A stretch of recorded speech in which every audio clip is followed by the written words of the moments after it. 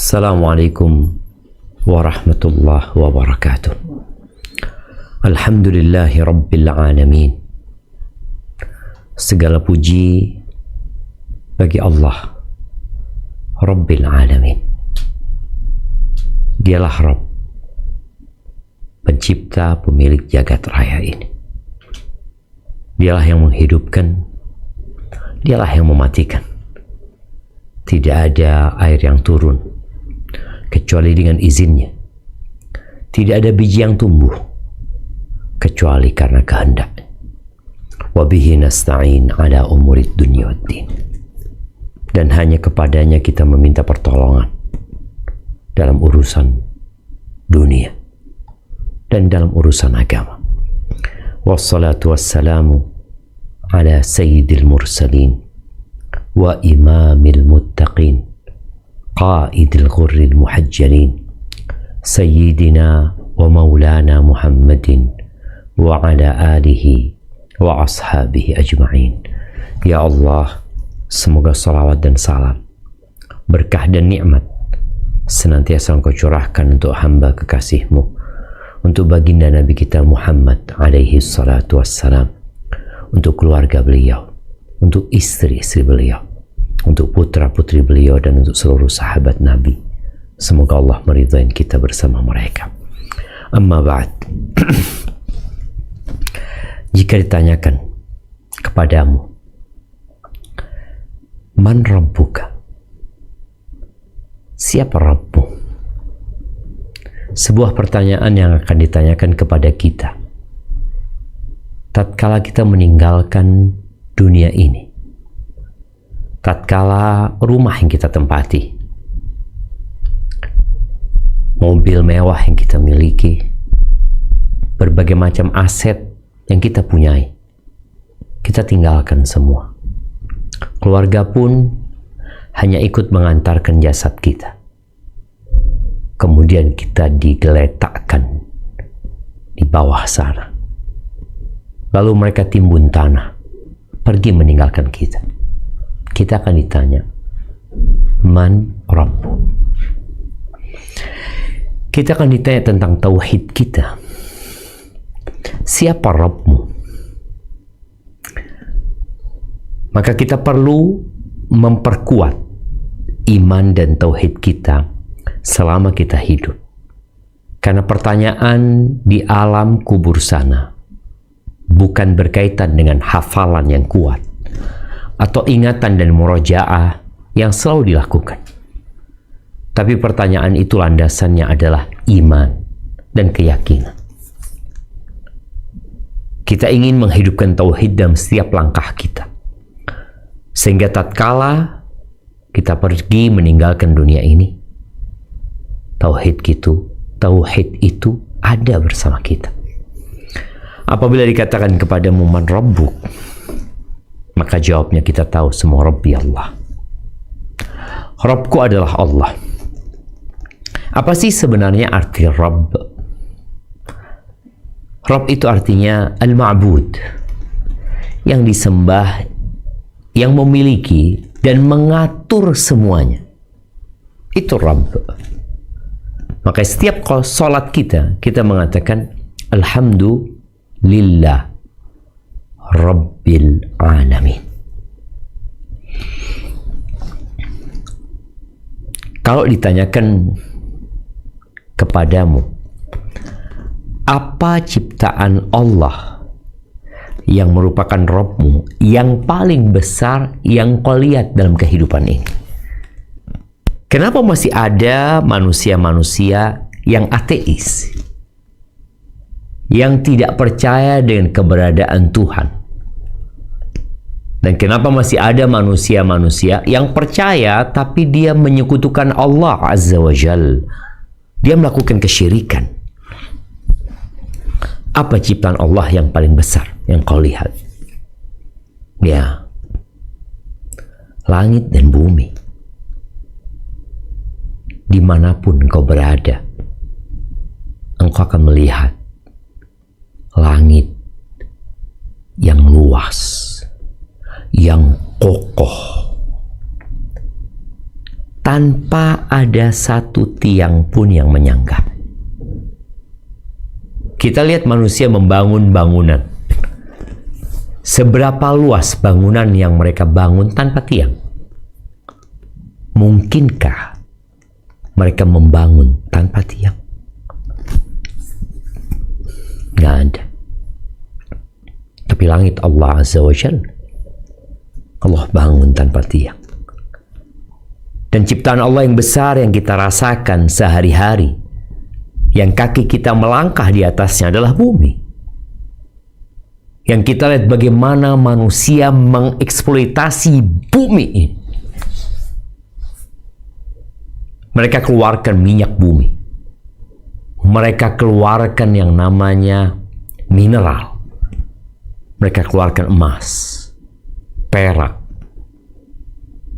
timah, tembaga. Apalagi yang dilakukan manusia dengan bumi ini? Siapa yang menciptakan?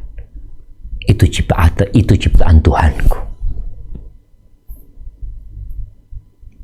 Dialah yang menumbuhkan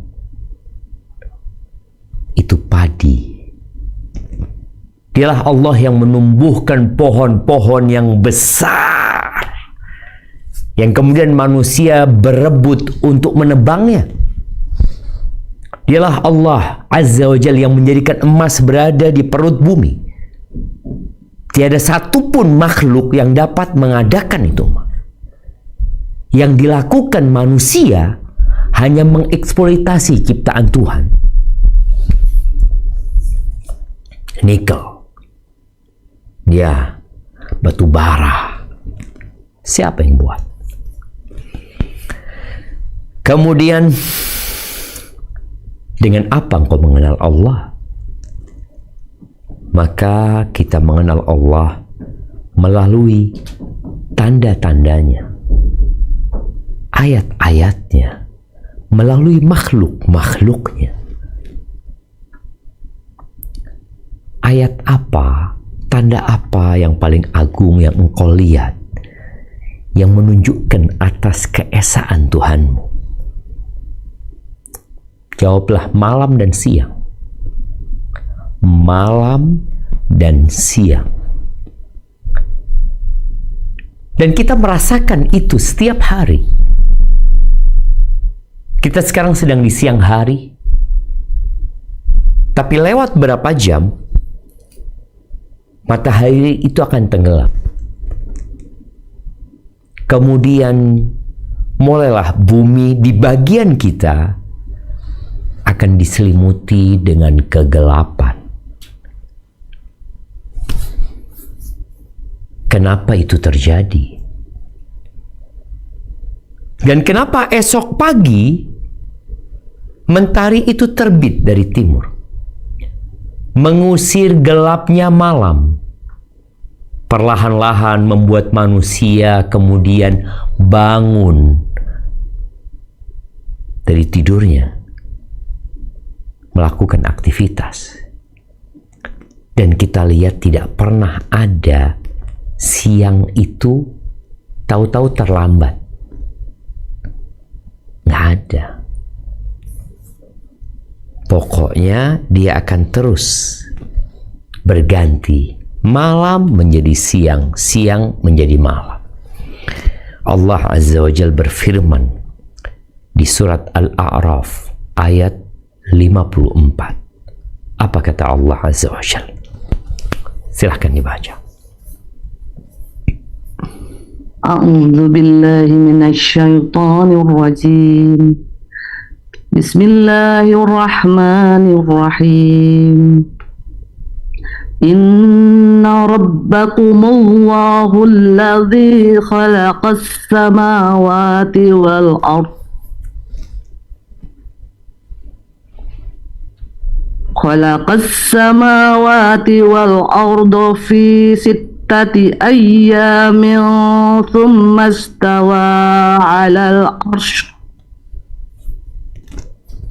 yughshil lailan nahara yatlubuhu حثيثا والشمس والقمر والنجوم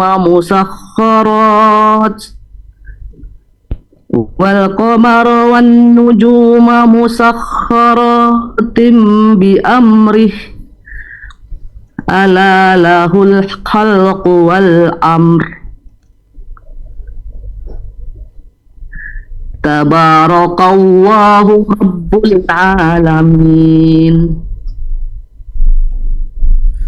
Sesungguhnya Tuhan kamu ialah Allah yang telah menciptakan langit dan bumi dalam 6 hari. Lalu dia bersemayam di atas arsy. Dia menutupkan malam kepada siang yang mengikutinya dengan cepat, dan diciptakannya pula matahari, bulan, dan bintang-bintang.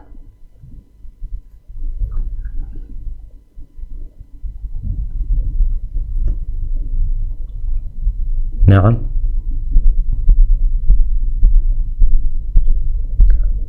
Dilanjutkan.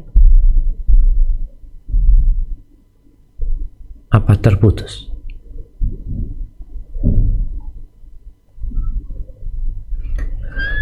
Dan dia ciptakan pula matahari, bulan, dan bintang-bintang. Masing-masing tunduk kepada perintahnya. Ingatlah, menciptakan dan memerintah hanyalah hak Allah. Maha suci Allah, Rabbul Alamin, Tuhan semesta alam. Allah jelaskan sehingga kita tidak perlu lagi mencari-cari, karena yang menciptakan langit dan bumi telah menurunkan Al-Quran, dan dia menjelaskan bahwa Tuhanmu siapa sebenarnya? Alladzi khalaqas samawati wal ard. Dialah yang menciptakan langit dan bumi pada 6 masa. Kemudian dia beristiwa, berada tinggi di atas arsy-Nya. Siapa yang menjelaskan? Tuhan kita. Yang sedang kita baca baru saja adalah firman Sang Pencipta. Yang kalau ada orang-orang yang meragukan, Allah sudah memberikan tantangan. Datangkan satu surat yang seperti Al-Quran. Dan tantangan itu masih terbuka dengan manusia yang sudah menciptakan AI. Mereka memiliki bank data yang begitu banyaknya. Bikinlah satu surat seperti Al-Quran. Nggak ada. Dan di sini Allah jelaskan, yughshil lailan nahar, bagaimana malam itu menutupi siang begitu cepatnya.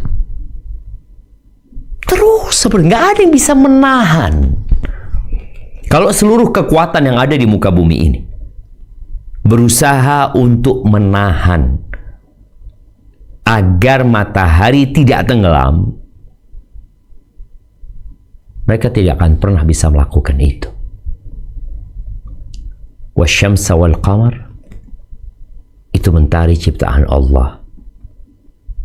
Sebagian orang ada yang menyembah matahari. Na'udzubillah min dzalik. Rembulan itu ciptaan Allah. Bintang-bintang itu ciptaan Allah.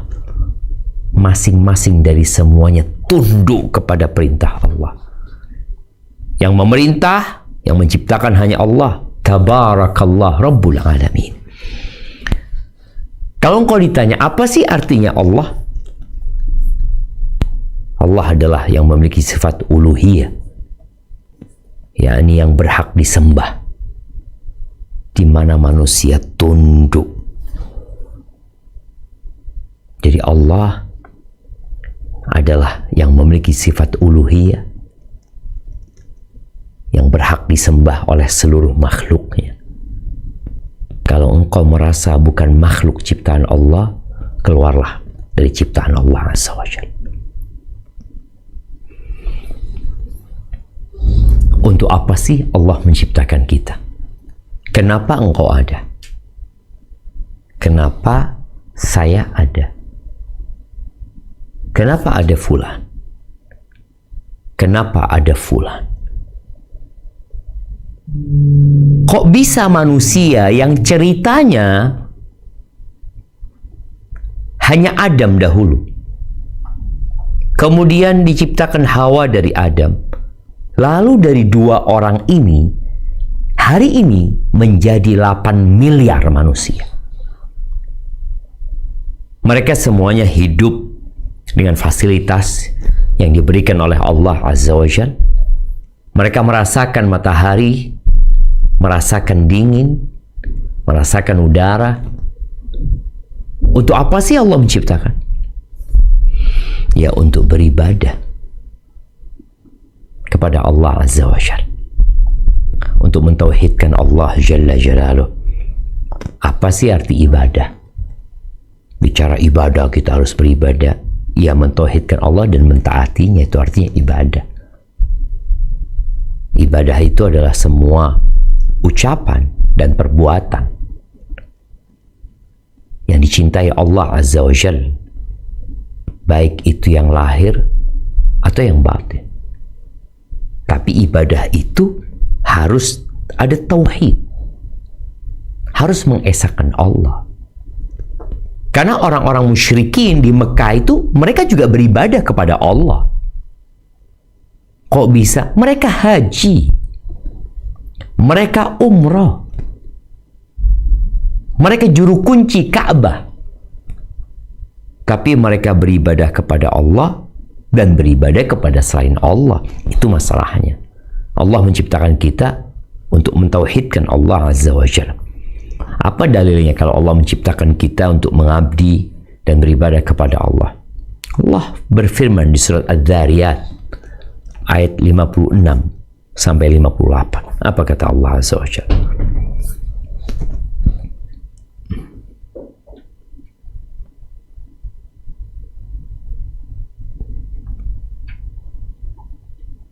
Bismillahirrahmanirrahim. Wa ma khalaqtul jinna wal insa illa liya'budun. Ma uridu minhum mir rizqi wa ma uridu ayyut'imun. Innallaha huwar razzaqu dzul quwwatil matin.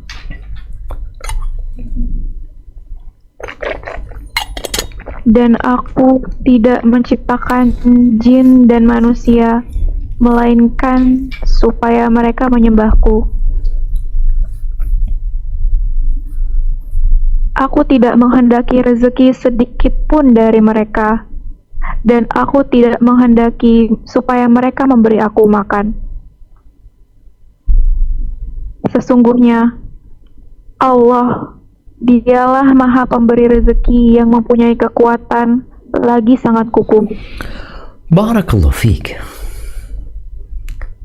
Maka seharusnya setiap langkah kita itu isinya adalah tauhid, pengabdian kepada Allah Azza wa Jalla. Karena Dialah yang memberikan kedua tangan, kedua kaki, wajah dengan panca indera, jantung yang berdetak. Apa tujuannya kau diciptakan? Beribadah kepada Allah, menyembah Allah Azza wa Jalla.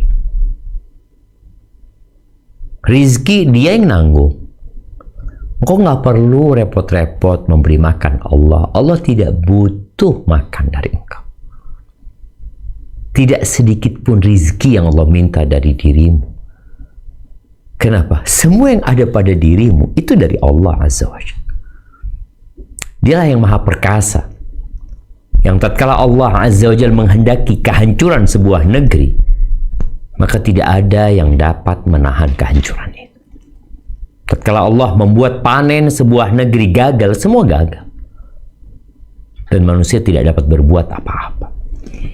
Ahibati fillah, apa kewajiban pertama yang Allah wajibkan atas kita?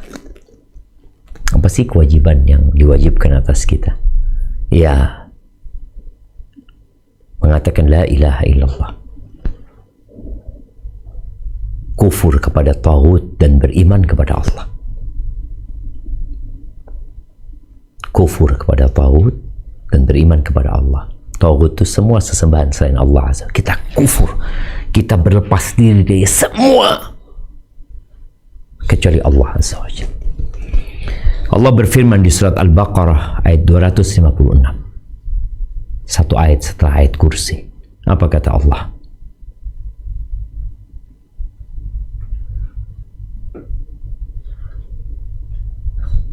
A'udzu billahi minasyaitonir rajim. Bismillahirrahmanirrahim. Allahu la ilaha Afwan, ayat 256 ya. 256. Ya. Bismillahirrahmanirrahim. La ikrama fid din. La ikraha. La ikraha fid din. Qad tabayyana ar-rusydu minal ghayyi faman yakfur bit-taghuti wa yu'min billahi faqad istamsaka bil urwatil wusqa la infisama laha wallahu sami'un alim. Tidak ada paksaan untuk memasuki agama Islam. Sesungguhnya telah jelas jalan yang benar daripada jalan yang sesat. Karena itu, barang siapa yang ingkar kepada taghut dan beriman kepada Allah, maka sesungguhnya ia telah berpegang kepada buhul tali yang amat kuat yang tidak akan putus. Dan Allah Maha mendengar lagi Maha mengetahui. Barakallahu fiik. Engkau mau beriman silahkan, engkau mau kafir silahkan. Sudah jelas mana yang petunjuk dan mana yang kesesatan. Semua ada konsekuensinya. Dan Allah jelaskan, faman yakfur bit-taghut, barang siapa yang ingkar kepada taghut, wa yu'min billah, dan beriman kepada Allah, maka orang ini telah berpegang teguh dengan al-urwatul wuthqa, yang diterjemahkan tadi tali buhul yang sangat kuat ya. Buhul tali yang sangat kuat. Apa sih al-urwatul wuthqa? Al-urwatul wuthqa adalah ucapan la ilaha illallah. Engkau harus kufur kepada taghut, kepada semua sesembahan yang ada di muka bumi ini, yang dipertuhankan oleh manusia, padahal mereka bukan Tuhan. Mereka makhluk-makhluk, ada yang benda mati, ada yang makhluk hidup, yang semuanya adalah ciptaan Allah Azza wa Jalla. Tapi ada usaha untuk mengaburkan, seakan-akan pantas untuk disembah. Kenapa kok sesembahan-sesembahan itu pantas untuk disembah? Karena nenek moyang mereka telah menyembahnya. Lalu kau menjadikan hal itu pantas? Ahibati fillah, makna la ilaha illallah yang kita selalu mengucapkannya, berulang kali kita mendengarnya. Kalau bicara menghidupkan tauhid dalam setiap langkah, kita mendengar azan itu dikumandangkan paling tidak 5 kali, dan kita menjawab. Dan di salat pun kita mengatakan asyhadu an la ilaha illallah. Terus kita ulangi. Apa makna la ilaha illallah? Di sini ada penafian dan ada penetapan. Penafian bermakna ada yang kita tiadakan. Apa yang kita tiadakan? Segala sesuatu yang disembah selain Allah. Kita nafikan semuanya. Nggak ada yang benar. Lalu kita menetapkan satu, dan itulah ketuhanan yang Maha Esa. Qul huwallahu ahad. Allah itu Esa. Semua yang disembah oleh manusia hanya kebohongan. Mereka menyebutnya Tuhan, menamakannya Tuhan. Kenapa? Ya, mbah-mbah mereka dari dulu ngomong itu Tuhan, dan kita percaya itu Tuhan. Padahal itu hanya batu, itu hanya binatang, itu makhluk yang tidak menciptakan apa-apa. Maka ingat, ketika engkau mengaku sebagai seorang muslim dan engkau mengatakan la ilaha illallah, maka engkau sedang menafikan segala sesembahan selain Allah. Lalu engkau menetapkan hanya untuk Allah semata. Ahibati fillah, di surat Az-Zukhruf ayat 26 sampai 27, Allah menceritakan tentang ucapan Nabi Ibrahim. Bagaimana tatkala beliau berdakwah, mengajak kaumnya kepada Allah Azza wa Jalla, di mana kaumnya memiliki sesembahan yang macam-macam. Mentari mereka sembah, rembulan mereka sembah, bintang mereka sembah, patung-patung mereka sembah. Mereka punya beragam sesembahan. Lalu ke apa kata Nabi Ibrahim kepada bapaknya dan kepada kaumnya? Nah, kita baca ayatnya.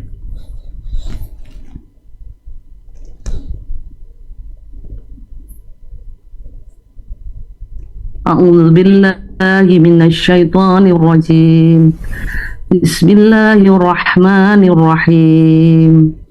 Wa idz qala Ibrahimu li abihi wa qaumihi innani bara'um mimma ta'budun illa alladhi fatarani fa innahu sayahdin. Dan ingatlah ketika Ibrahim berkata kepada bapaknya dan kaumnya, sesungguhnya aku tidak bertanggung jawab terhadap apa yang kamu sembah, tetapi aku menyembah Tuhan yang menjadikanku, karena sesungguhnya Dia akan memberi hidayah kepadaku. Barakallahu fiik. Nabi Ibrahim dengan jelas berlepas diri. Dia mengatakan hal itu kepada bapaknya, kepada kaumnya. Aku berlepas diri, aku melepas tanggung jawab terhadap apa saja yang kalian sembah, kecuali Allah. Aku menyembah Allah, Dia menciptakan aku. Ahibati fillah, kita sering mendengar tauhid itu dijelaskan dengan 3 unsur: tauhid uluhiyah, tauhid rububiyah, dan tauhidul asma' was sifat. Apa sih perbedaan antara tauhid rububiyah dan tauhid uluhiyah? Padahal sama-sama mentauhidkan Allah. Yang ditauhidkan juga Allah. Kenapa dibagi-bagi seperti itu? Dibagi hanya untuk memahamkan orang-orang yang sulit untuk faham. Kalau bicara tauhid rububiyah adalah mengesahkan Allah dengan perbuatan Allah. Mencipta, itu Allah yang menciptakan. Allah yang memberi rizki, naam. Yang menghidupkan cuma Allah. Yang mematikan hanya Allah. Yang menurunkan hujan, siapa? Allah. Kalau seluruh penduduk bumi ini bersatu padu untuk menurunkan hujan, tapi Allah katakan enggak turun hujan. Yang memberhentikan hujan, Allah. Yang menumbuhkan tanaman, Allah. Yang mengabulkan doa, Allah. Yang mengatur seluruh urusan, Allah. Engkau melihat Ketika engkau berangkat dari rumahmu, entah menuju kemana tempat tujuanmu, engkau akan melihat. Apa yang engkau lihat? Orang-orang yang bekerja. Ada yang berjualan, ada yang naik motor, ada yang naik mobil, ada yang naik bis, ada yang naik kereta, ada yang naik pesawat. Siapa yang mengatur semua itu? Allah Azza wa Jalla. Di sini kita mentauhidkan Allah dan rububiyahnya, bahwa yang mengatur semuanya itu hanya Allah. Tidak ada satupun makhluk yang ikut dalam pengaturan itu. Oh, kan ada malaikat-malaikat Allah. Ya, malaikat itu diatur sama Allah Azza wa Jalla. La ya'asuna Allah ma amarahum wa yaf'aluna ma yu'marun. Mereka tidak pernah membangkang atas apa perintah Allah, dan mereka mengerjakan apa yang ditugaskan kepada mereka. Jadi mereka itu tunduk kepada Allah Azza wa Jalla. Maka kalau bicara rububiyah, maka kita berbincang bagaimana mentauhidkan Allah dengan perbuatan Allah.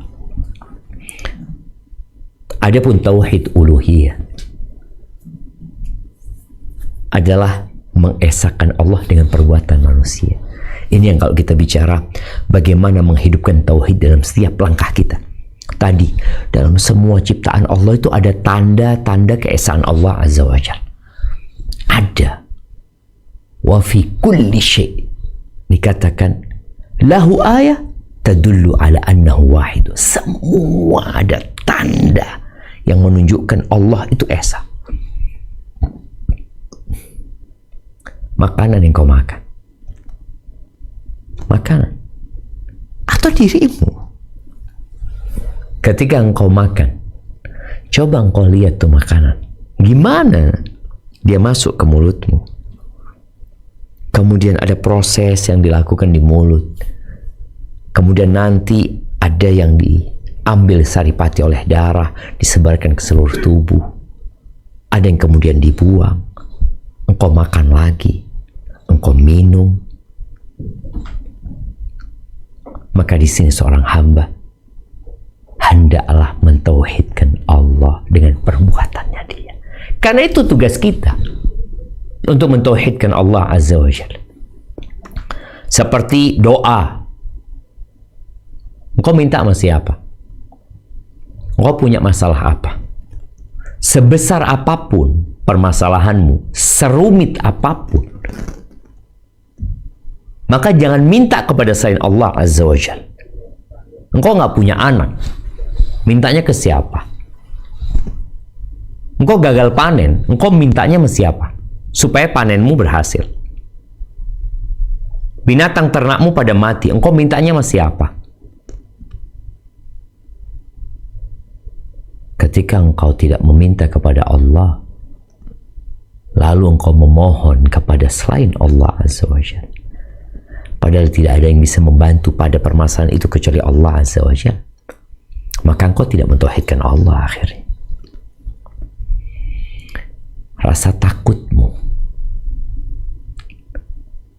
harapanmu, tawakalmu, al-inabah. Apakah engkau kembali kepada Allah?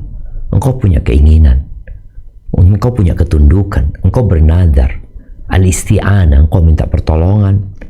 Apapun bentuk ibadah, itu seharusnya hanya diberikan kepada Allah Azza wa Jalla.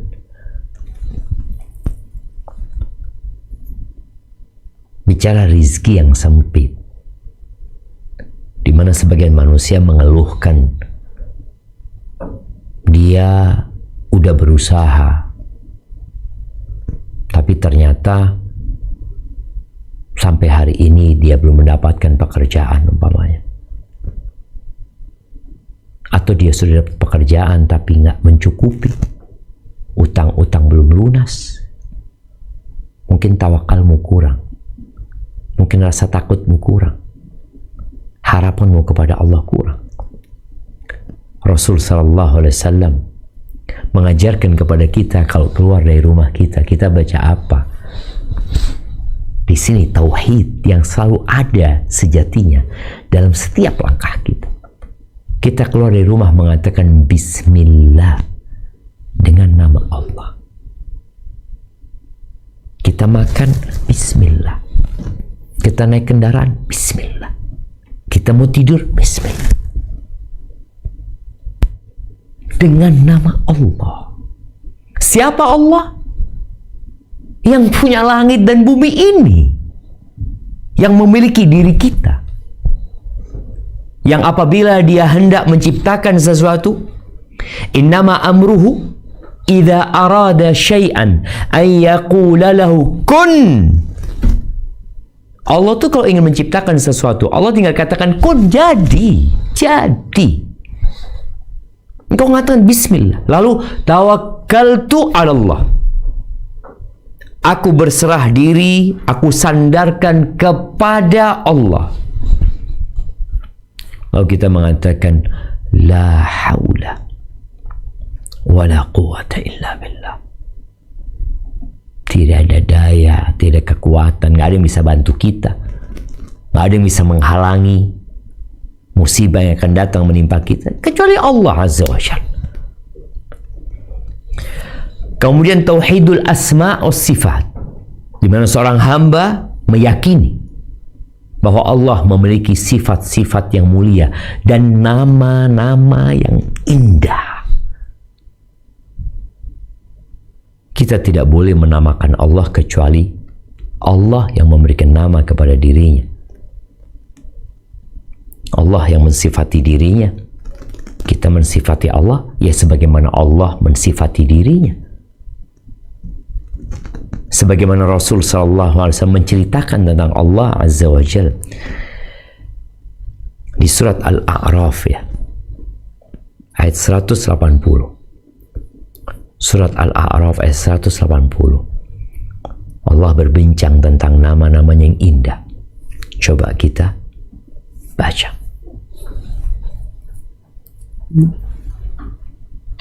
A'udzu billahi minasyaitonir rajim. Bismillahirrahmanirrahim. Walillahil asmaul husna fad'uuhu biha. وَذَرُوا الَّذِينَ يُلْحِدُونَ فِي أَسْمَائِهِ سَيُجْزَوْنَ مَا كَانُوا يَعْمَلُونَ. Hanya milik Allah Asmaul Husna, maka bermohonlah kepadanya dengan menyebut Asmaul Husna. Maka bermohonlah kepadanya dengan menyebut Asmaul Husna itu, dan tinggalkanlah orang-orang yang menyimpang dari kebenaran dalam menyebut nama-namanya. Nanti mereka akan mendapat balasan terhadap apa yang telah mereka kerjakan. Allahu Akbar jamaah. Allah itu punya nama-nama yang indah, yang dengan nama itu kita diperintahkan untuk berdoa. Panggil nama Allah. Tunjukkan bahwa engkau butuh sama Allah. Engkau adalah hamba Allah. Engkau mau rizki. Engkau minta rizki. Panggil ya Razzaq. Engkau minta rahmat. Panggil ya Arhamar Rahimin. Irhamna ya Allah. Engkau punya banyak dosa. Katakan ya Ghafur. Atau Rabbil firli wa tub alayya innaka antat tawwabul ghafur. Panggil Allah Azza wa Jalla. Ahibati fillah, dalam keseharian kita, tauhid itu sebenarnya ada dalam setiap langkah kita. Yang pasti sholat yang 5 waktu. Kita akan mengatakan Allahu Akbar. Lalu kita akan membaca Al-Fatihah. Bagaimana kita mengatakan Bismillahirrahmanirrahim, Alhamdulillahi Rabbil Alamin, Ar-Rahmanir-Rahim. Maliki Yaumiddin, Iyyaka na'budu wa iyyaka nasta'in. Hanya kepadamu kami beribadah dan hanya kepadamu kami meminta pertolongan. Itulah tauhid. Setelah kita memuji Allah, membuat pernyataan, bahwa segala pujian, segala sanjung hanya milik Allah. Siapa Allah? Rabbul Alamin. Maha pengasih, maha penyayang, penguasa di hari kebangkitan, hari pembalasan. Iyyaka na'budu wa iyyaka nasta'in. Apa bukti dan tanda-tanda keberadaan Allah? Tadi udah kita bicarakan. Bahwa Allah itu Rabbul Alamin. Kita dianjurkan untuk membaca ayat kursi setiap selesai sholat. Yang membaca ayat kursi setiap selesai sholat, nggak ada yang bisa menghalangi dia, atau tidaklah dia terhalang dari masuk surga kecuali nunggu mati dia. Mati insya Allah langsung masuk surga. Sebelum kita tidur, kita diperintahkan untuk membaca ayat kursi. Dan ayat kursi itu adalah ayat yang paling agung dalam Al-Quran Al-Azim. Kalau surat yang paling agung, surat Al-Fatihah. Adapun ayat yang paling agung adalah ayat kursi. Ada apa sih? Kok bisa ayat kursi ini menjadi ayat yang paling agung? Kita akan baca ayat kursi. Naam, tafadhal.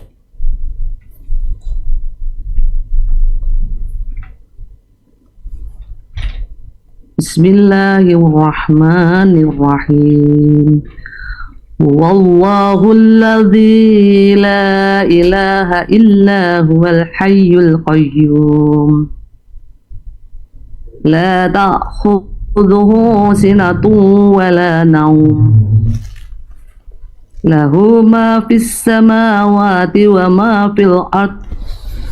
Man dalladhi yasfa'u indahu illa bi'iznihi.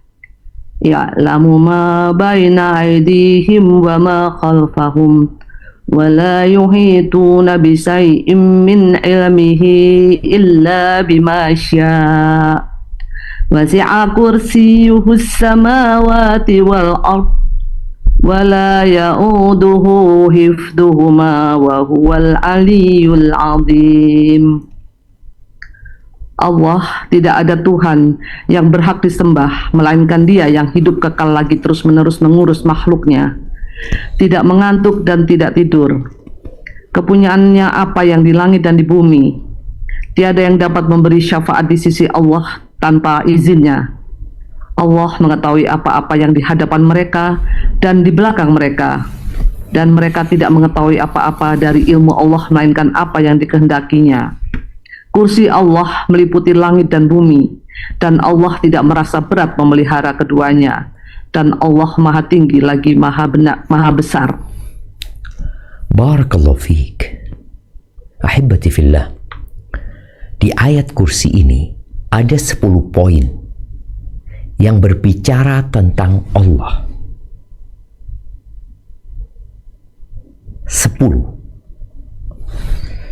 Artinya dalam setiap poin ini, para ulama menyebutkan, kalau dikatakan huwallah,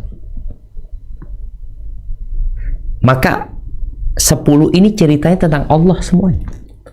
Yang pertama, sebelum kita membahas secara mendalam, agar setiap kali kita membaca ayat kursi ini, bertambah keimanan kita, bertambah tauhid kita, semakin meningkat ketakwaan kita kepada Allah Azza wa Jalla. Yang pertama, Allahu la ilaha illahu Al-Hayyu Al-Qayyum La ta'khudhuhu sinatu wa la naum Lahu ma fis samawati wa ma fil ard Man dhal ladhi yashfa'u 'indahu illa bi'idhni Ya'lamu ma baina aydihim wa ma khalfahum wa la yuhituna bi syai'in min ilmihi illa bima syaa. Wasi'a kursiyyuhu samawati wal ard wa la ya'uduhu hifdhuhuma wa huwal aliyyul 'azim. 10 berbincang tentang tauhid, tentang kebesaran Allah, tentang keesaan Allah, tentang keagungan dan kehebatan Allah Azza wa Jalla. Yang pertama, Allahu la ilaha illahu. Allah, tidak ada sesembahan yang berhak disembah selain Dia. Allah.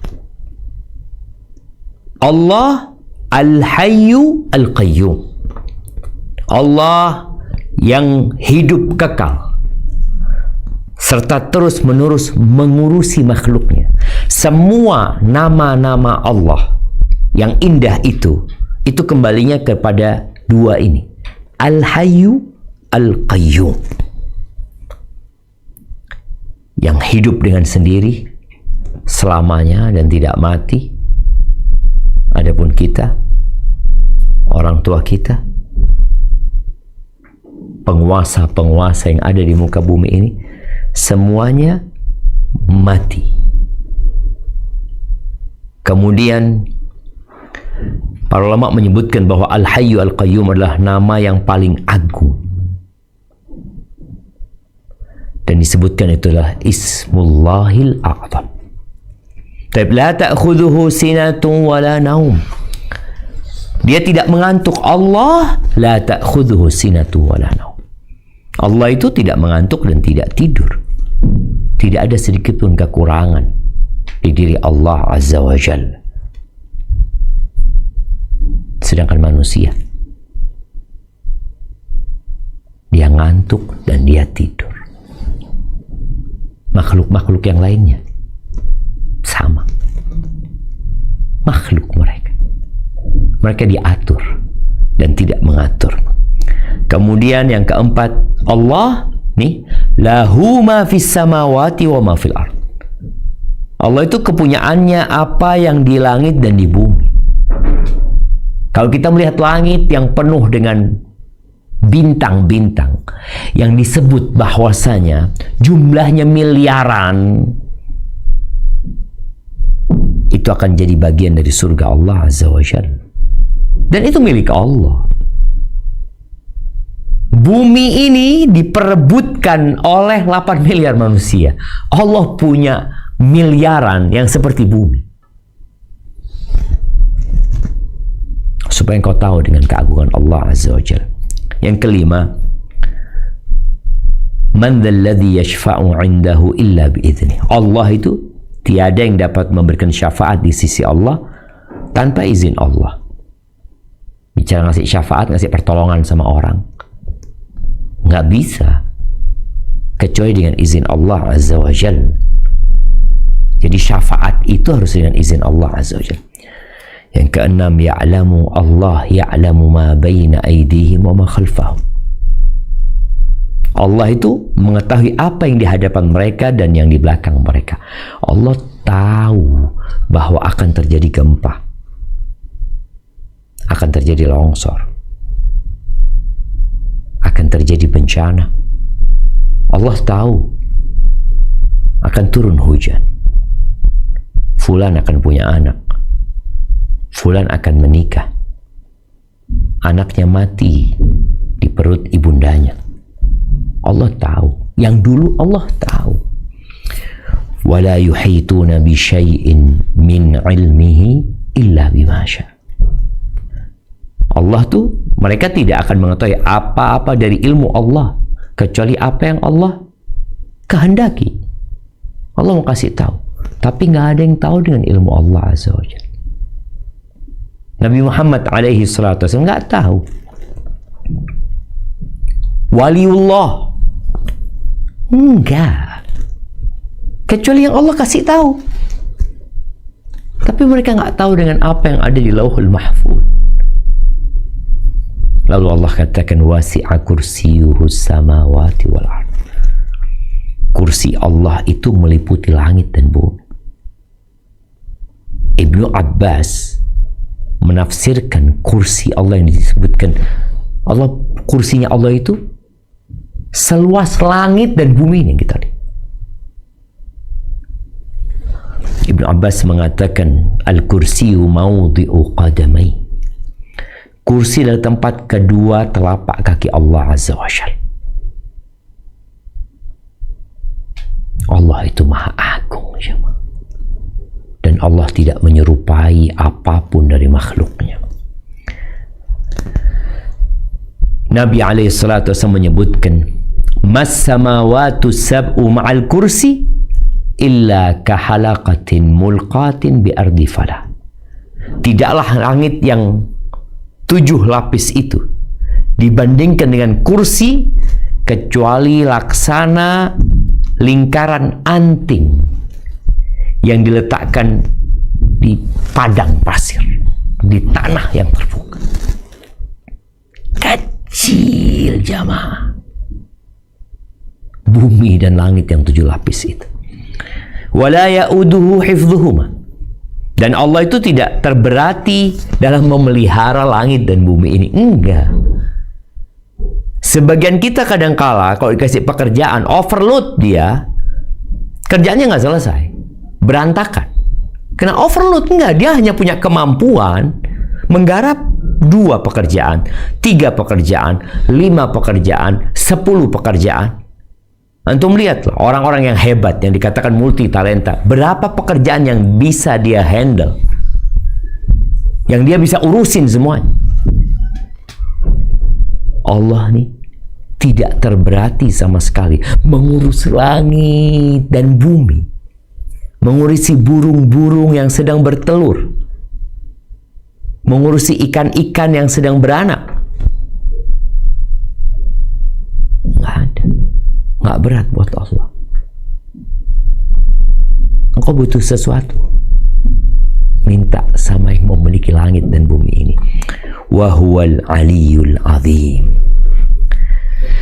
Dan Allah itu dialah yang maha tinggi di atas sana, lagi maha besar. Maka ahibati fillah, tolong mulai saat ini, ketika engkau membaca ayat kursi, engkau hayati, engkau tadabburi. Kalau engkau harus membaca dengan melihat artinya, nggak apa-apa. Lama-kelamaan engkau nanti dapat memahami artinya tanpa harus melihat. Per poin tadi ada 10 poin dalam ayat kursi ini. Kemudian bacaan Qul huwallahu ahad. Kita diperintahkan untuk membacanya setiap selesai sholat. Qul huwallahu ahad, Allahus samad, lam yalid wa lam yulad wa lam yakul lahu kufuwan ahad. Ini disuruh baca setiap selesai sholat, sebelum tidur 3 kali. Karena memang setan tidak akan pernah berhenti menyesatkan manusia. Dan puncak dari target setan bagaimana manusia ini rusak tauhidnya. Di akhir tahun ini akan muncul berbagai macam pendapat berkaitan dengan mengucapkan selamat Natal umpamanya kepada orang-orang Nasoro. Gimana sih? Mereka mengatakan tanggal 25 itu adalah hari kelahiran anaknya Tuhan. Sedangkan kita mengatakan Qul huwallahu ahad tiap hari berulang kali. Katakan Qul huwallahu ahad, Allahus samad, lam yalid wa lam yulad. Nggak ada Tuhan punya anak, nggak ada. Dan tidak ada yang menyamai Allah Azza wa Jalla. Kemudian doa-doalah yang kita baca, yang semuanya menunjukkan kepada tauhid. Maka tolong hadirkan tauhid dalam setiap langkah kita. Apapun yang kau dapatkan, ingat dari Allah. Apapun masalahmu, ingat fa inna ma'al usri yusra. Ketika engkau sukses, ingat itu dari Allah. Ketika engkau mendapatkan musibah, ingat itu juga dari Allah. Terus solusinya kembali kepada Allah Azza wa Jalla. Orang-orang yang menghidupkan tauhid dalam hidupnya. Allah mengatakan, "Walladzina amanu wa lam yalbisu imanahum bidzulmin, ulaika lahumul amnu wa hum muhtadun."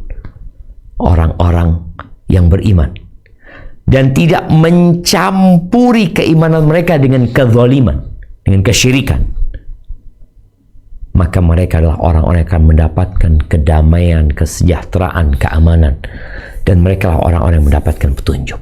Tolong ajarkan ini juga kepada anak-anak kita. Nah, kalau engkau mau minta, minta sama Allah. Kalau engkau butuh pertolongan, minta juga sama Allah. Yakinlah bahwa apa yang menimpamu tidak akan pernah luput dari dirimu. Dan apa yang luput dari dirimu memang tidak akan menimpa dirimu. Semua udah selesai. Allah yang mengaturnya. Barakallahu fiik, itu yang dapat Anda sampaikan. Kurang lebihnya mohon maaf. Mungkin kita masuk ke sesi tanya jawab. Barakallahu fiik. Nah. Jazakumullah khair wa barakallahu fiik Ustadz atas ilmunya siang ini. Insya Allah sangat bermanfaat bagi kami yang mendengarnya, dan mudah-mudahan kami bisa mengamalkan nasihat-nasihat Ustadz tersebut. Amin ya rabbal alamin. Izin melanjutkan ke sesi tanya jawab Ustadz. Sudah beberapa yang masuk melalui WhatsApp dan juga raise hand. Saya akan membacakan yang melalui WhatsApp dulu Ustadz. Assalamualaikum warahmatullahi wabarakatuh. Waalaikumsalam warahmatullahi wabarakatuh. Semoga Allah memberkahi Ustadz dan keluarga serta para tim, juga seluruh kaum muslimin dimanapun berada. Amin ya rabbal alamin. Allahumma amin.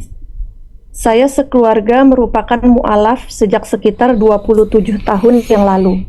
Alhamdulillah ibu saya beribadah dengan rajin, puasa sunnah, wajib, sholat sunnah maupun wajib, infak, zakat semua didirikannya. Namun suatu waktu ibu saya pernah berkata, alhamdulillah doa malam itu benar mustajab. Waktu ibu hamil kalian, ibu rajin doa malam. Alhamdulillah anak-anak ibu jadi anak soleh dan solehah. Padahal ibu saya saat sedang hamil anak-anaknya, kondisinya masih kafir Ustadz. Pertanyaan saya, apakah ibu saya masih belum bertauhid pada Allah? Kemudian bagaimana cara saya menyampaikan kepada ibu saya bahwa yang ibu saya sembah dahulu berbeda dengan yang sekarang? Jazakumullah khair wa barakallahu fiik. Wa fiik wa barak. Iya. Berkaitan dengan kondisi kafir. Apakah mungkin orang kafir, orang musyrik itu berdoa memohon kepada Allah Azza wa Jalla? Mungkin. Baik, coba dibuka Qur'annya. Kita akan baca firman Allah tentang orang-orang musyrikin.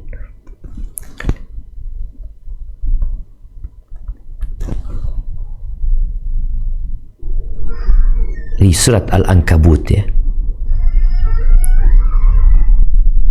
Ayat 65. Surat Al-Ankabut ayat 65.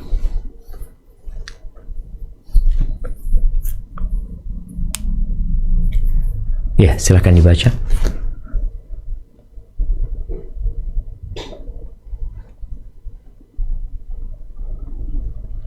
A'udzu billahi minasyaitonir rajim. Bismillahirrahmanirrahim. Wa idza raqibu fil fulki da'awullaha mukhlisina lahuddin. Falamma najjahum ilal barri idahum yusyrikun. Maka apabila mereka naik kapal, mereka berdoa kepada Allah dengan memurnikan ketaatan kepadanya. Maka tatkala Allah menyelamatkan mereka sampai ke darat, tiba-tiba mereka kembali mempersekutukan Allah. Barakallahu fiik.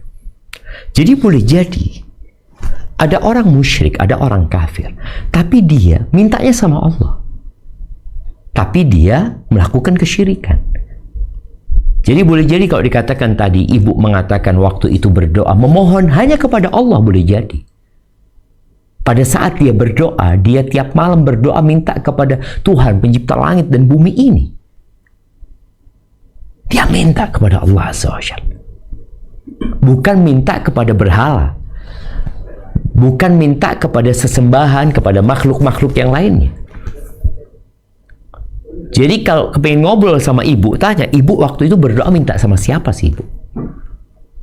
Boleh jadi ibu minta sama Allah, yang kemudian mengantarkan ibu untuk masuk Islam. Karena dalam setiap diri muslim ada fitrah yang sudah Allah tanamkan.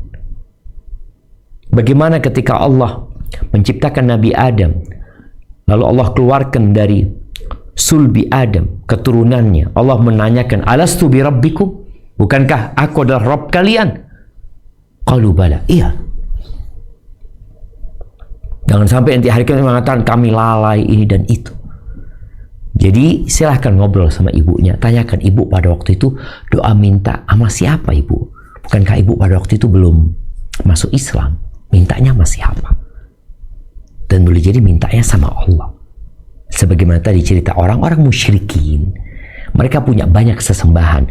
Ada 360 berhala yang diletakkan di sekeliling Ka'bah, yang mereka biasa menyembah dan meminta kepada patung-patung tersebut. Tapi ada kondisi-kondisi mereka berdoa memohon kepada Allah, disebutkan dalam ayat ini, da'awullaha mukhlisin lahuddin. Benar-benar ikhlas, hanya minta sama Allah. Ketika Nabi SAW menyebutkan bahwa doa orang yang dizalimi itu mustajab. Laisa bainahu wa bainallahi hijab. Nggak ada hijab yang menghalangi antara dia sama Allah Azza wa Jalla. Di beberapa riwayat disebutkan, wa in kana kafiran. Walaupun orang kafir, kalau dia dizalimi, kemudian dia minta sama Allah, Allah kabulkan.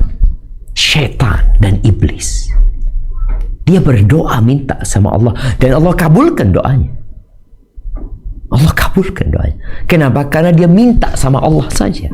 Walaupun dia adalah kafir yang ingkar, ya, tidak mau tunduk kepada Allah Azza wa Jalla. Hadza wallahu a'lam bissawab. Naam. Jazakumullah khair Ustadz atas jawabannya Ustadz. Pertanyaan selanjutnya, tafadholi Ummu Fulanah, sudah di-unmute. Pertanyaan sesuai dengan tema ya Ukhti. Assalamualaikum warahmatullahi wabarakatuh. Waalaikumsalam warahmatullahi wabarakatuh. Barakallahu fikum wa jazakumullahu khairan atas kesempatannya tim Sisesa dan juga Ustadz Syafiq. Amin. Izin menyampaikan pertanyaan dari sahabat Anda Ustadz. Barangkali pertanyaan ini berkaitan juga dengan konsep rezeki yang antum jelaskan sebelumnya. Jadi teman Ana ini sebenarnya berada dalam kondisi bingung Ustadz. Sebenarnya hakikat beliau sebagai istri dan perempuan itu seperti apa? Yang ia pahami setelah ia menikah, tugasnya adalah mengabdi kepada suami, baik dengan cara menjaga anak-anaknya, menjaga hartanya, patuh dan taat padanya, menjalankan perintah Allah, seperti itu. Nah, teman anak ini sebenarnya nyaman menjadi ibu rumah tangga, berada di rumah, mengeksplor masakan, menjaga anak, gitu, dan tidak banyak berada di luar. Namun sepertinya suami beliau ini punya pandangan yang berbeda, Ustaz. Suami teman anak ini selalu merasa bahwa teman anak ini punya potensi yang dalam tanda kutip sayang jika dibiarkan. Dan potensi ini bisa dimanfaatkan untuk mendapatkan uang, dalam artian teman anak ini bekerja. Suaminya bilang, tidak boleh terlalu bergantung, dan nanti jika suaminya tidak ada bagaimana, serta sebenarnya potensi yang dimiliki ini bisa membantu perekonomian keluarga mereka. Dalam tanda artian, membantu mempercepat pencapaian cita-cita, mungkin begitu Ustadz. Hal yang sama juga pernah terucap dari ibu mertuanya, bahwa sulit untuk hidup di kota jika hanya satu keran saja yang terbuka. Maksudnya itu hanya suami yang berpenghasilan.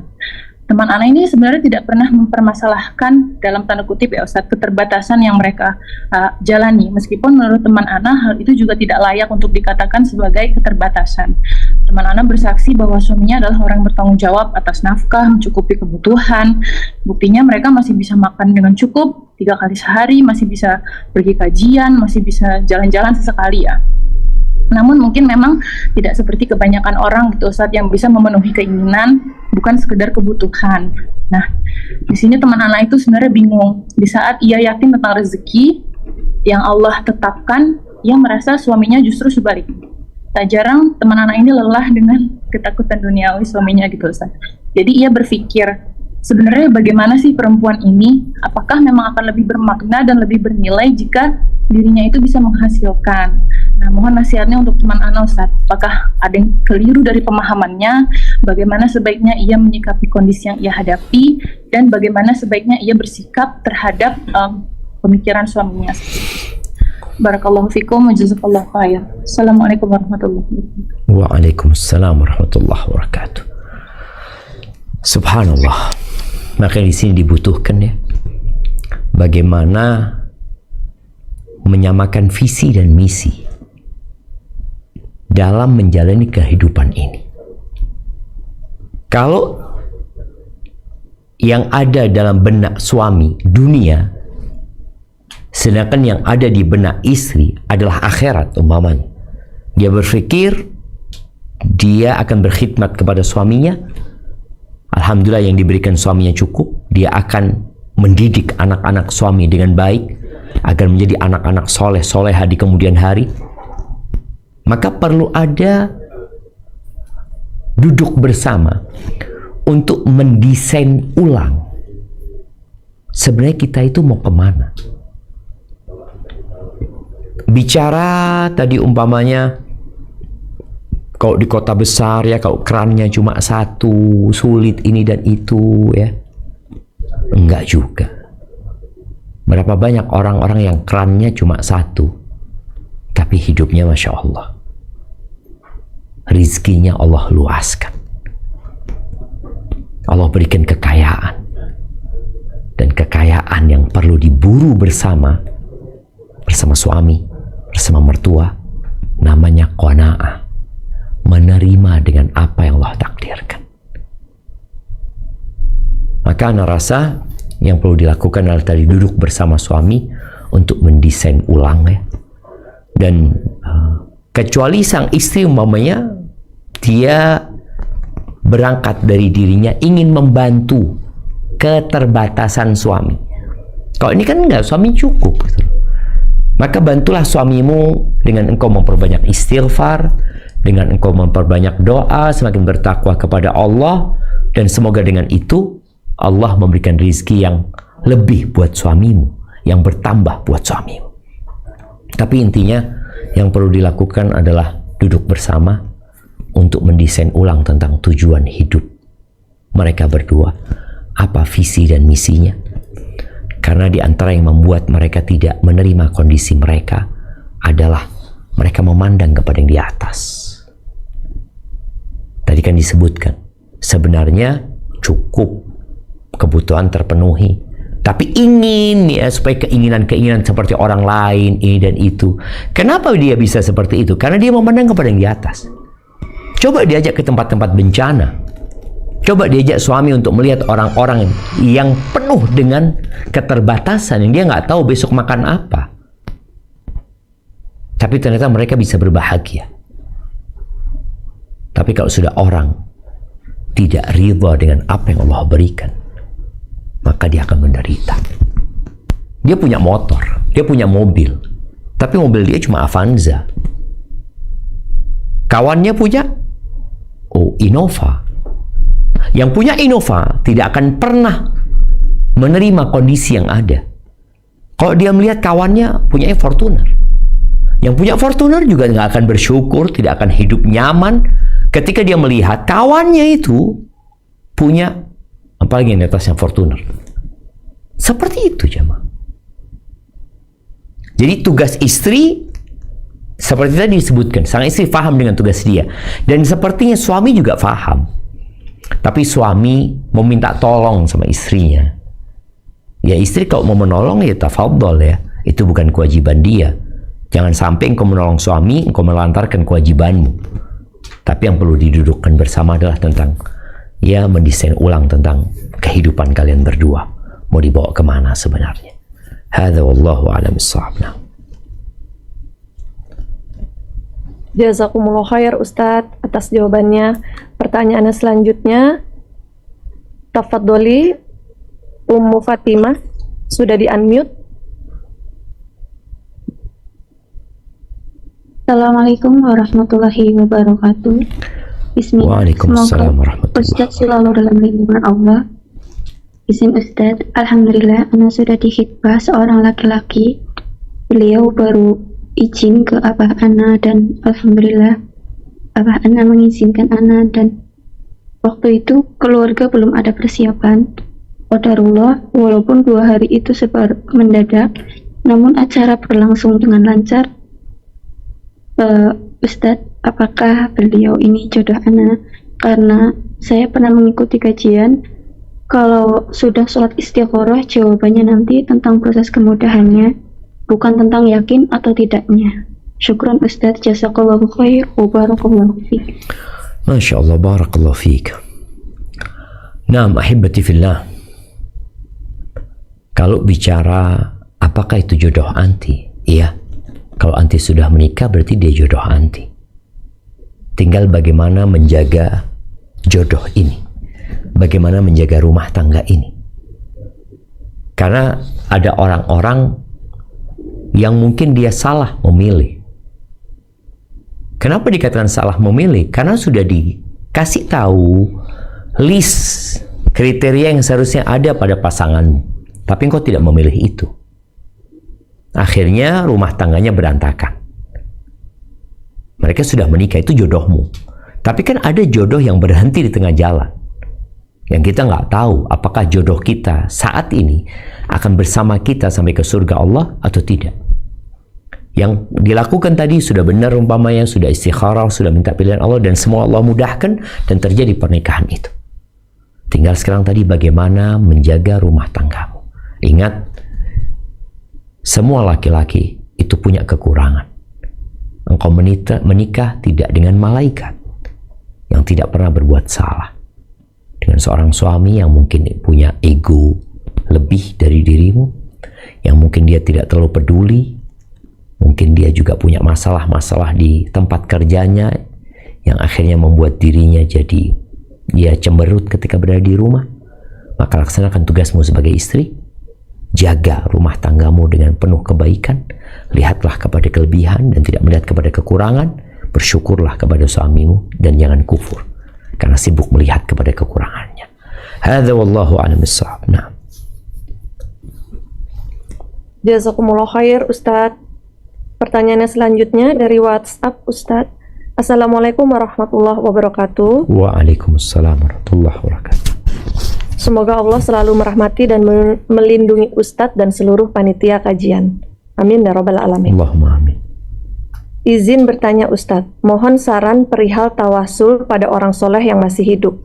Bila seseorang bertawasul pada Ustadz atau kiai di suatu daerah, meminta saran atas kejadian yang sering disebut sial dan meminta pengobatan karena merasa dirinya ada yang mengirimkan santet, lalu Ustadz atau kiai tersebut memberikan doa atau zikir untuk dibaca beberapa kali, misalnya 1000 kali, dan rutinitas ibadah lain. Apakah hal ini sesuai syariat Islam dan sesuai sunnah Rasul? Mohon jawabannya Ustadz. Jazakallahu khair wa barakallahu fiik. Barakallahu fiik. Naam, ahibati fillah. Kalau berbicara tawasul dengan orang soleh, itu termasuk yang disyariatkan. Sebagaimana para sahabat datang meminta doa Nabi alaihi salatu wassalam. Sebagaimana Nabi alaihi salatu wassalam menyuruh Umar bin Khattab, apabila engkau bertemu dengan Uwais Al-Qarni, mintalah kepada dia agar dia berdoa memohonkan ampun kepada Allah atas dosa-dosamu. Tapi bagaimana sebenarnya yang benar? Apabila kita datang ke seorang ustadz, kita minta dia mendoakan kita, atau kita minta dia memberikan saran kepada kita, ya tinggal dilihat arahan-arahan dari ustadz tersebut, dari kiai tersebut, apakah sesuai dengan yang dicontohkan Nabi alaihi salatu wassalam atau tidak. Kalau bicara umpamanya engkau bacalah doa ini, taib, kalau memang doa itu doa yang disyariatkan atau doa yang diperbolehkan, silahkan dibaca. Selama tidak ada unsur yang mengandung kesyirikan, tidak dikasih doa-doa yang tidak dimengerti artinya, atau dikasih jimat-jimat yang tidak jelas apa yang tertulis di dalamnya. Kemudian kalau bicara bacalah ini 1000 kali, kadangkala yang dimaksud engkau bacalah yang banyak. Jadi tidak harus dengan jumlah yang ditetapkan. Umpamanya dikatakan engkau sholatlah sama Nabi SAW. Berapa? Ya, terserahlah. Yang banyak, 1000 mungkin. Tapi itu bukan menjadi batasan gitu loh. Itu nggak ada masalah. Karena memang kita disuruh memperbanyak sholawat, kita disuruh memperbanyak istighfar. Sampai ada sebagian ulama yang dia mengatakan dia punya 41 dosa yang dia anggap berat ya. Setiap dosa itu dia telah beristighfar mohon ampun sama Allah 10.000 kali atau 100.000 kali. Tapi dia bukan memberikan batasan seperti itu. Hanya dia aku ingin banyak istighfar, aku mau mohon ampun sama Allah Azza wa Jalla. Jadi yang perlu dilakukan adalah memastikan apakah arahan-arahan yang diberikan itu sesuai dengan sunnah atau tidak. Kalau ternyata ada penyimpangan, doa-doanya mengandung unsur kesyirikan, meminta kepada selain Allah Azza wa Jalla umpamanya, atau kita disuruh membaca dan harus seperti itu bacanya, artinya harus 1000, padahal enggak, engkau baca yang banyak lah, minta sama Allah SWT. Ada yang bacalah ini, engkau dari habis asar sampai maghrib lah engkau beristighfar mohon ampun sama Allah ya. Yang mungkin jumlahnya nggak tahu berapa, tapi waktunya ditetapkan. Tapi dia tidak mengkhususkan sebenarnya. Engkau boleh tambah, engkau boleh kurang. Jadi insya Allah nggak ada masalah di sana, tapi yang perlu dipastikan apakah yang diajarkan oleh Ustadz itu dari doa-doa itu adalah hal yang memang sesuai dengan syariat atau tidak. Maka jangan pernah salah berangkat ke Ustadz. Hadza wallahu a'lam bissawab. Jazakumullah khair wa barakallahu fiik Ustadz atas jawabannya. Pertanyaan selanjutnya Ustadz dari yang resen Ummu Muhammad, tafadholi.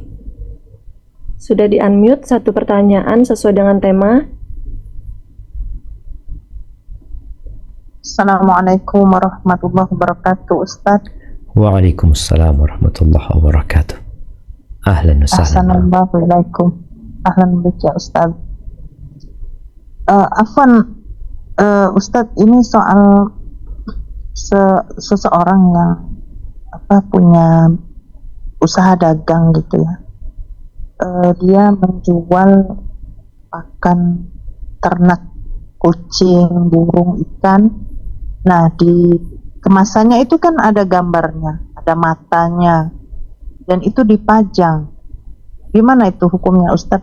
Mohon penjelasannya. Afwan jiddan katsiran. Jazakumullah khairan. Assalamualaikum warahmatullahi wabarakatuh. Waalaikumsalam warahmatullahi wabarakatuh. Naam, ahibati fillah, berkaitan dengan gambar ya. Ada memang hal-hal yang sulit untuk dihindari. Kalau kita ngelihat ya, orang yang jualan sabun, sampo ya, mereka di situ ada gambar-gambar, di situ ada foto-foto. Mungkin kalau foto lebih ringan daripada gambar karena ada larangan yang berkaitan dengan gambar yang bernyawa. Adapun masalah foto diperselisihkan oleh para ulama ya kalau itu foto semoga nggak masalah ya, karena tujuannya sebenarnya bukan memajang.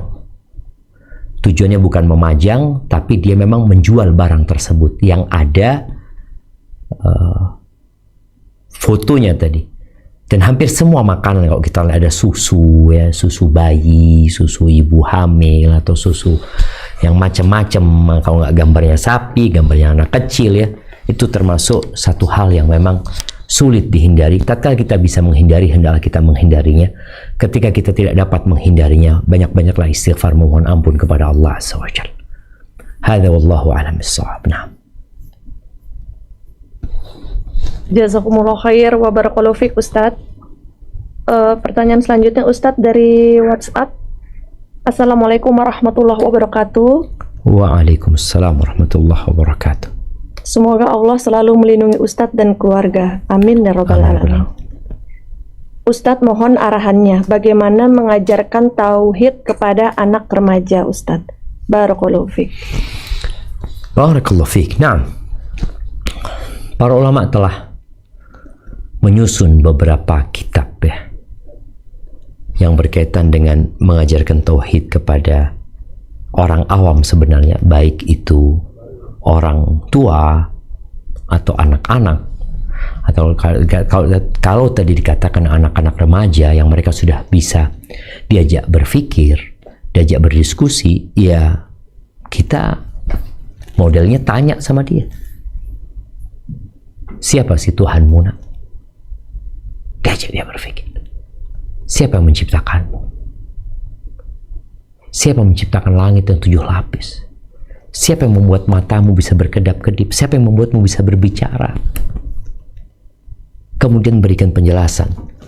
Kemudian apa makna? Kalau tadi dikatakan Rabbi Allah, ya, katakan Rabbku adalah Allah Azza wa Jalla. Lalu sampaikan kepada dia seperti tadi di awal yang kita kaji. Apa sih makna Rabb? Ketika dikatakan Rabbi Allah, kemudian setelah dijelaskan dalil-dalilnya atas keberadaan Allah yang membuat dia jadi kuat, kewajiban pertama adalah mengatakan la ilaha illallah, ya. Kemudian setelah itu, ya, baru kita ajarkan kepada dia tentang apa konsekuensi dari engkau mengatakan la ilaha illallah. Jadi anak-anak itu diajarin dengan ditalkini, ya, diulangin, ya, dibacakan lagi. Ketika sudah remaja, ya tetap dibacakan lagi sampai dia faham, ngerti. Ketika ada hal-hal yang perlu didiskusikan, ya didiskusikan. Ini pentingnya orang tua punya ilmu, sehingga untuk menjawab pertanyaan-pertanyaan anaknya dia siap. Karena ada anak-anak yang kritis, ya, yang dia membutuhkan jawaban. Contoh paling mudah itu adalah dengan mengajarkan kepada mereka Qul huwallahu ahad, Qul a'udzu birabbil falaq, Qul a'udzu birabbin nas, plus surat Al-Fatihah. Karena itu yang akan sering dia baca, akan sering dia ulangi. Kita hanya perlu untuk menjelaskan secara global dan secara gamblang, ya, berkaitan dengan makna dari 4 surat tadi dan tafsirnya. Hadza wallahu a'lam bissawab. Nah. Barakallahu fiik Ustadz. Masih bisa Ustadz pertanyaan Ustadz? Mungkin 2 pertanyaan lagi, tafadhalnya. Baik Ustadz, dari yang raise hand, tafadholi, Umu Ainaya. Sudah di-unmute, pertanyaan sesuai dengan tema ya Ukhti. Bismillah, Assalamualaikum warahmatullahi wabarakatuh. Waalaikumsalam warahmatullahi wabarakatuh. Assalamualaikum. Terkait musibah tadi Ustadz, ada yang saya garis bawahi bahwa ketika ada nikmat kita harus meyakini bahwa itu dari Allah, ketika ada musibah itu juga dari Allah. Bagaimana menyinkronkan dengan penjelasan bahwa setiap musibah itu juga dari diri kita sendiri, karena sebab kita sendiri gitu Ustadz. Sehingga kadang-kadang kalau misalnya saya pribadi mendapatkan sesuatu yang tidak mengenakan, saya merasa bahwa ini salah saya gitu. Saya sulit memahami bahwa Allah yang ini semua karena Allah gitu Ustaz. Gimana memahami ini? Jazakumullah khairan. Barakallahu fiik. Ahibati fillah. Iya, berkaitan dengan musibah. Allah Azza wa Jalla mengatakan, ma asabaka min hasanatin famin Allah. Kebaikan yang menimpamu itu dari Allah. Wa ma asabaka min sayyi'atin famin nafsik. Dan keburukan yang menimpamu itu karena dirimu. Sebabnya itu adalah engkau. Jadi di sini ada yang namanya sebab, ada yang menciptakan itu sebab. Kalau bicara pencipta sebab itu adalah Allah, baik dalam kebaikan atau keburukan, itu Allah yang menciptakan sebabnya. Namun kalau engkau ditimpa keburukan, ketahuilah itu dari dirimu. Maksudnya bukan engkau yang menciptakannya, tapi engkau menjadi penyebab. Allah menurunkan bala itu kepada dirimu. Tapi kita tetap harus yakin bahwa semua yang terjadi karena Allah SWT. Jadi musibah itu juga ada 2. Musibah yang menimpa diri kita, musibah umum yang menimpa semua orang. Seperti kejadian di Sumatera, yang sekarang Anda melihat Bapak Presiden bersama timnya sedang berusaha untuk melakukan investigasi, ya. Dari mana sih datangnya kayu-kayu gelondongan yang banyak itu? Dari mana? Apa penyebabnya? Tapi ketahuilah Kalaupun penyebabnya tadi manusia yang melakukan penebangan, tapi yang menciptakan adalah Allah Azza wa Jalla. Kalau Allah nggak berkehendak, itu nggak terjadi. Dan boleh jadi Allah menghendaki itu sebagai hukuman buat hambanya, sebagai peringatan buat hambanya. Di surat Al-Hadid ya, di ayat 22-23 Allah mengatakan ma asaba min musibatin. Tidak ada satupun musibah yang terjadi fil ardi, di muka bumi ini, yang menimpa tadi orang banyak. Wala fi anfusikum, atau di diri kalian sendiri. Musibah personal ini. Illa fi kitabin min qabli an nabra'ah. Inna dzalika 'ala Allah yasir. Kecuali itu sudah ada dalam kitab yang Allah tetapkan sebelum Allah menciptakan musibah itu. Itu mudah bagi Allah Azza wa Jalla. Allah menjelaskan ini agar manusia itu sadar, likaila ta'sau 'ala ma fatakum, supaya kalian tidak tenggelam dalam kesedihan atas apa yang kalian tidak dapatkan. Wala tafrahu bima atakum, supaya kalian juga tidak terlalu gembira dengan apa yang Allah berikan kepada kalian. Itu semua dari Allah gitu loh. Makanya seorang mukmin itu selalu kembali kepada Allah. Ketika terkena musibah, apa yang dia katakan? Inna lillah wa inna ilaihi raji'un. Jadi yang perlu difahami tadi, penyebabnya boleh jadi kita, karena ada musibah yang menimpa karena kecintaan Allah kepada hambanya. Orang yang paling berat musibahnya itu para nabi. Orang yang paling berat cobaannya itu para nabi. Bukan karena mereka berbuat dosa, tapi karena Allah ingin mengangkat derajat mereka. Tapi kalau mungkin begini yang bisa secara ringan dipahami ya. Tidak semua musibah karena dosa. Tidak semua musibah karena dosa. Tapi semua dosa itu membawa ke musibah. Hadza wallahu a'lam bissawab. Naam. Jazakumullah khair, Ustaz. Naam, tafadhali. Oh ya. Baik, satu pertanyaan terakhir, Ukhti Ana sudah di-unmute. Jazakallahu khairan. Sesuai dengan tema. Bismillah, assalamualaikum warahmatullahi wabarakatuh, Ustaz. Waalaikumsalam warahmatullahi wabarakatuh. Mohon sodako doanya, Ustaz. Saudara saya di Tapanuli Tengah dan Sibolga semuanya terkena musibah, Ustaz. Ada yang terhanyut, ada yang ditimpa gunung, Ustaz. Pertanyaan saya, Ustaz ya. Saya itu 8 bersaudara, Ustaz. Dan 8 bersaudara ini hanya 2 orang yang orang Islam, selainnya itu masih musyrik. Di kejadian ini, Ustaz, setelah ada jaringan 2 minggu kami saling berteleponan dan saya itu mengajak untuk bertauhid gitu ya, Ustaz. Nah. Tapi mereka abang saya yang pertama ini dia juga mengajak saya, kayak dia mengatakan kamu juga harus bertauhid. Terkadang saya ingin meluruskan kepercayaan mereka itu, Ustaz. Tapi kemampuan saya tidak ada untuk langsung mengatakan sebenarnya itu kamu masuk neraka, Bang, gitu ya. Seperti apa ya, Ustadz, doa yang terbaik itu yang akan saya panjatkan buat saudara saya yang di sana, Ustadz, saudara kandung, Ustadz, dan keluarga besar saya, Ustadz. Saya tinggal di Jakarta dan saat ini hanya bisa saya mendoakan mereka supaya mendapatkan hidayah, Ustadz. Kalau masalah harta benda semua sudah hilang, sudah tertimbun, Ustadz, sudah hanyut. Itu hanya sebatas di dunia. Yang saya pikirkan itu kehidupan mereka di akhirat, khususnya keluarga besar saya, Ustadz. Ustadz, mohon nasihat buat saya, Ustadz, agar saya bisa memotivasi mereka dengan seizin Allah. Assalamualaikum warahmatullahi wabarakatuh. Waalaikumsalam warahmatullahi wabarakatuh. Naam jemaah,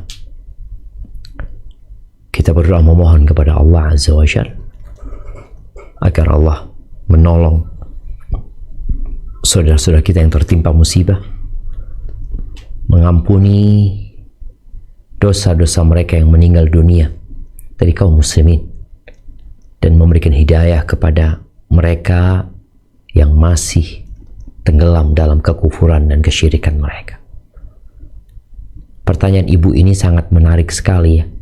Dan memang seharusnya setiap muslim itu punya rasa empati dan simpati kepada saudara-saudaranya yang belum Islam. Karena tidak ada pemberian yang lebih mulia yang diberikan kepada saudaranya daripada pemberian hidayah yang Allah hantarkan buat orang itu untuk masuk Islam. Nabi alaihi salatu wasallam mengatakan, la ayyahdiyallahu bika rajulan.